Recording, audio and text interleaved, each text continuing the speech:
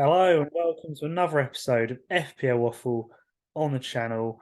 A review of Game Week 35, which has been pretty horrendous to be fair for I think most people's teams, because most of the teams that have smashed it, no one cares about. And all the teams that people have players from have done either really averagely or nothing at all. So it's been a pretty poor week. We're also going to look ahead at Game Week 36, of course, a small double for Brighton and Newcastle. Um, but let's have a look at the results first for this week. So, like I said, today being Monday, Fulham, Everton, Forest, Southampton have all decided to smash it, but yet no one really cares about those teams. And as a Brighton fan, I can't really quite believe we've lost 5-1 at home to Everton with the way we've been playing this season.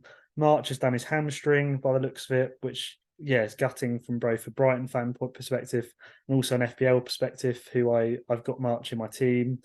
Um, but yeah, I've only got a small red arrow off the back of this week purely because everyone else has done badly. Chelsea beating Bournemouth 3-1 was almost nearly very good in terms of my differential Havertz. If we look at the points I brought in a Havertz, didn't I? Very rash, but could have very easily paid off. Just a shame he didn't get one of the three. But I'm hopeful home to Forest next game and then a double again. He might get something for me. Bringing in Dunk for a hit looks horrific in isolation, but he has a load of doubles coming up, so hopefully he'll pay it back still. I did do those two instead of Trippier and Watkins, who both got a one pointer, so it doesn't look too bad overall. I think the biggest disappointment really is, yeah, to be honest, just Brighton in general against Everton not getting more points than they did. March going off a hammer and injury, like I said. Grealish getting benched against Leeds. That's why I brought in Solanke, because I heard some pre-match news. And then Haaland captain against Leeds. He hit the post and bar, I think. It doesn't matter too much because everyone's captained him, but you just think it was just a dead week. My Liverpool defenders were the highlight, to be honest. Robertson as a differential clean sheet has kind of helped my team to get a score that's, I guess, around the average mark, which what most people have hit this week. So all in all, pretty dead week. Hopefully there'll be an exciting 3 game weeks of the season to finish with, which I'm optimistic about. There's a double next week. There's a big double in 37, and then last game of the season is usually pretty exciting. So hopefully there's a few fun game weeks to end off the back of what I've said has been a horrible 35 for most people. Um, in terms of players, I mean, because Brighton and Newcastle are doubling, I think again, like I said before, you need to be tripled up on Brighton. I think if you're not tripled up on Brighton, you can justify hits to get tripled up on Brighton for this double this week. I know we didn't prove it this week against Everton, but I'd like to think that was just a bit of a blip, to be honest, with the way we've been playing. In terms of Newcastle assets, I think you could probably justify a hit to bring in a player or two, but maybe not 2 hits if you haven't, say, got any Newcastle. I've only got one Newcastle at the moment. In terms of those specific players to look at, here's probably what I'd advise for Brighton. With the March injury, you're really looking at Matoma. I think most people would have him as kind of almost the number one, closely followed by McAllister, who the last 2 games has smashed it for us. He's on pens, free kicks. Although he's been playing a bit deeper, he's still been coming forward, having shots from range. Like he likes to shoot on sight, McAllister. So I think those are the 2 players you really want in the midfield. And then one other, you can get a Brighton defensive coverage with either Stupinan or Dunk. Dunk I could be more nailed for minutes, but Stupinan's not really been dropped because we don't have another left back. So you're going to be fairly safe with him, I think, overall.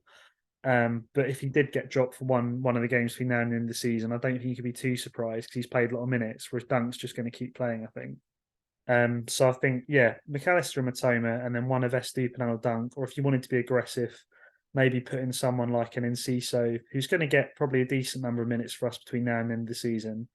Like, he's not going to play, he's not going to start all the matches, but he's probably going to get minutes in every one, and he'll start probably 50% of them from what we've been seeing. So yeah, that's probably where I'll go Brighton wise. Or Jason Steele in goal if you needed to do a goalie transfer for a cheap keeper.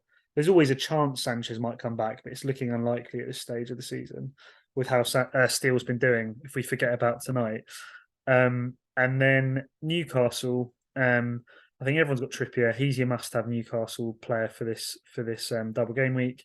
This is Trippier, and then to be honest, I think you've kind of got a few options. I think you can either go for one or two of their forwards, wherever they are, Wilson and Wilson and Isak. I think you can double up on them if you want. You could have one or the other. I think Isak's arguably more nailed for minutes, but Wilson's been scoring a few more goals recently. But I think Isak's the one you go for if you want reliability. Um, so I think you realistically, I'd probably advise Trippier, one of Isak or Wilson, probably Isak, and then your third one, you either double up, have both Isak and Wilson with Trippier, or you go for someone like Fabian Schär, who's always got goal threat. Um, and yeah, we know Newcastle can keep clean sheets. They've got a decent double, being who is it? Away to Leeds and home to us. So St James's always can get clean sheets, always can score. Away at Leeds, I think now Leeds are under Allardyce. They're perhaps going to be less sort of dangerous attackingly. So I think there's a higher chance for Newcastle clean sheet now. Leeds have Allardyce rather than their previous manager. So I think, yeah, Trippier definitely, Isak or Wilson or both, and then Shah probably. If you don't double up on the attack, if you wanted to have three Newcastle, that's where I'd go. In terms of other fixtures, I think most of your teams are going to be set up. Like you'd have got your Salahs in. Um, you'd obviously have some of your City boys. You've got your Haaland. You've got a Rashford probably in there, or a Fernandez or a Shaw. I just think, yeah, by now I think most of your teams are going to be looking good. It's just you might need to do a transfer this week for your Newcastle or Brighton. And again, go in a transfer plan like FPL.team. My team realistically is going to be something like I was going to do Robbo to Shah with the way my team's set up. That was always going to be my plan, which is a bit of a perhaps risk triple Newcastle defence, but also a nice differential if it comes in.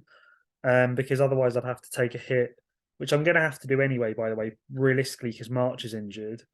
But it just doesn't quite work for me to get the funds. If I know I've got to deal with March, it's going to have to be March to McAllister, I think, for a hit. But to fund that, I have to make some money. I make money by going Robertson to Shah, but I don't make money or have enough money to do Solanke up to Wilson or Isak. I want to keep Havertz because I've taken a punt on him and I want to see it through. Can he get something against Forest or the double? So I'm happy sticking with that. I'm happy to take a differential punt on those three Newcastle boys. Hopefully at least one clean sheet from the two games for them, and hopefully maybe one attacking return between the three of them. And I would take that.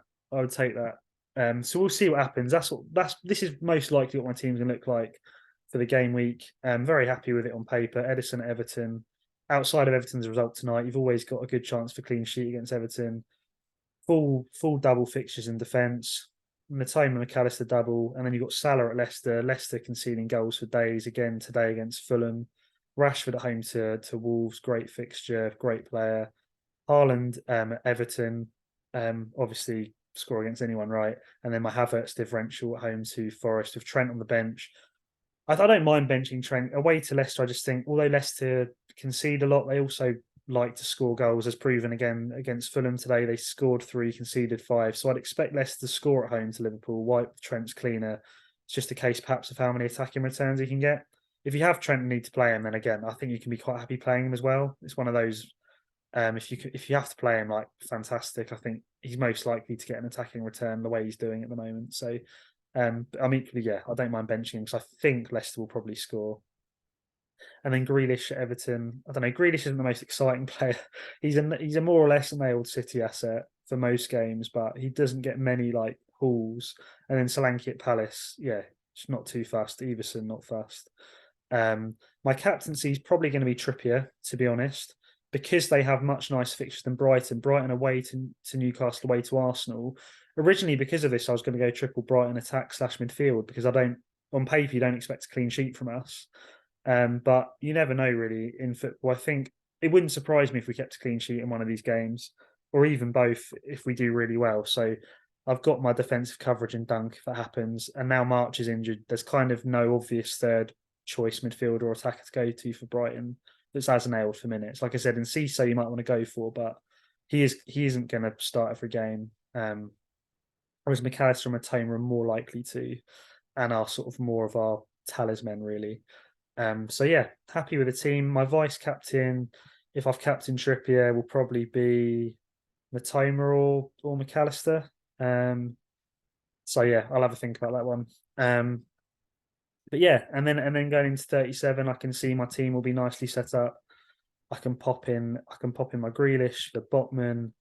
I can pop in Trent for say Trippier, and then I can swap Trippier out. This is what I'm currently thinking for Luke Shaw to get a double defence, because away to Bournemouth, home to Chelsea is pretty good for United. Again, you could see them getting 1, 2 clean sheets. They do well in those. So I'd whip him in for Shah. And then look, I've got a very solid team lined up with the only non-doublers, Salah and Trent, which happy days, right, with those two with a home fixture at Anfield. The rest doublers. Um, and then we'll have fun with game week 38 and see kind of maybe what teams need to fight for avoiding relegation. What teams, if Arsenal are still fighting for the title, maybe there's more incentive to bring in an Arsenal player, etc. But yeah, I think like I said last week, we'll cross that bridge when we come to it. But I know I'm set up for this week in 37 with those transfer plans. So yeah, quite more than happy with that. And yeah, I think that's probably enough for this video. There's some Newcastle players to think about, some Brighton players to think about if you're not tripled up on both already. Have one eye particularly on game week 37 with your team for that double game week. I'd like to think most of you are set up by now. If you have to prioritise a transfer this week between a Newcastle and a Brighton asset, although Newcastle have two nicer fixtures, Brighton have back-to-back doubles, so I think you probably should prioritise Brighton still, particularly if you're going for if you need sort of if you don't own McAllister or Matoma, I think they're probably the ones you'd prioritise this week to get them ready for then the following double after that for game week 37. But yeah, if you can, I think you want to get maybe 3 Brighton this week and at least 2 Newcastle, providing you don't have to take a -8 or something rash like that. So yeah, we'll leave it there. Hope you guys can have a fun double game week 36. Hopefully it's a more exciting game week than this one just gone for some of the core fantasy football players that we're going to be aiming for. So yeah, we'll leave it there.